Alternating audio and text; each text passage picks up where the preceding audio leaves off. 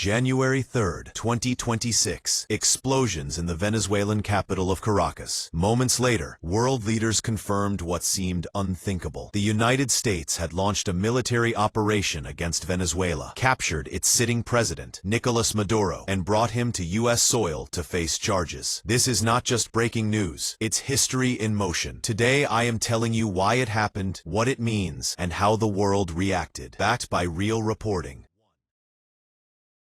In the early hours of January 3, 2026, explosions were heard across Venezuela's capital. According to an Associated Press photo story titled, "Photos Show People Reacting to the U.S. Capture of Venezuelan President Nicolás Maduro," the United States carried out a large-scale strike and announced that Maduro had been captured and flown out of the country. Shortly after, CBS News reported that Maduro and his wife, Cilia Flores, were flown into New York City, where they were taken into custody and will face federal charges related to alleged drug trafficking and involvement with criminal organizations. The U.S. president, at the time, released official statements confirming the mission's success and its objectives. A Pentagon press release also confirmed Maduro's capture as a result of a coordinated military operation. So this was not a rumor. This was an actual U.S. military operation with strategic outcomes.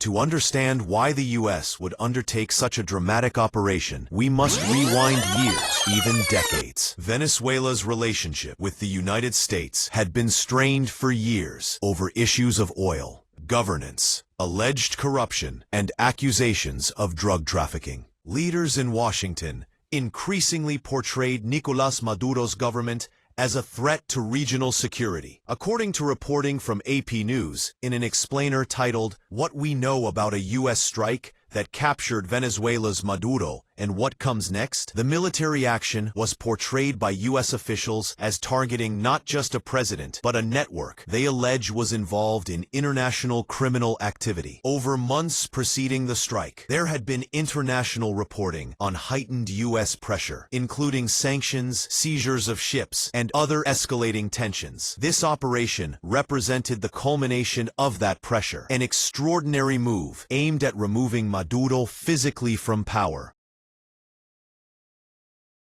Once the strike and capture were announced, Reuters published a report on January 3, 2026, confirming that President Trump declared Maduro captured after a major U.S. strike and that the United States planned to run Venezuela during a transition period, including involvement with the country's oil industry. Another AP News piece on the same day also confirmed U.S. intentions to manage Venezuela's oil production, at least temporarily, opening intense debate on the true motives behind the military action. This means the operation had both a military and political dimension, not just detaining a leader, but moving to reshape an entire nation's governance and economy. The reactions from other countries and international bodies were swift and highly polarized. According to a Washington Post report published on January 3, 2026, China condemned the U.S. strikes, calling them a violation of international law and a threat to regional stability, especially in light of recent diplomatic ties with Venezuela. An article by Axios on January 3, 2026, detailed how many nations, such as Brazil and Mexico, strongly oppose the U.S. action, describing it as an unacceptable violation of sovereignty. Some European leaders also criticized the move for its potential violation of international norms, even if they acknowledged Maduro's controversial leadership inside Venezuela. Not all American leaders supported the strike. A New York Post headline on January 4, 2026, highlighted former U.S. Vice President Kamala Harris's sharp criticism of the mission as unlawful and unwise, accusing the Trump administration of risking regional stability and prioritizing oil interests over legal justification. Meanwhile, Live Updates reported that India expressed deep concern about the attack and emphasized peaceful dialogue while reaffirming support for the well-being of the Venezuelan people, even as New Delhi stopped short of condemning the U.S. action outright. Japan's leaders also emphasized diplomatic efforts and coordination with G7 partners or possible democratic transition in Venezuela, echoing concerns about stability in the region.